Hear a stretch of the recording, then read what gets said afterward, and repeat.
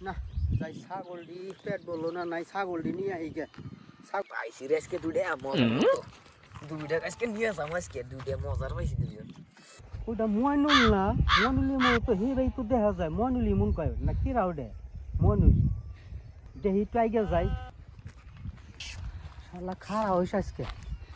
তোর আগে আইলো রে আজকে আমি থাকতাম রে থাকিস তোর আগের অভ্যেস এখনো যাই নাই তো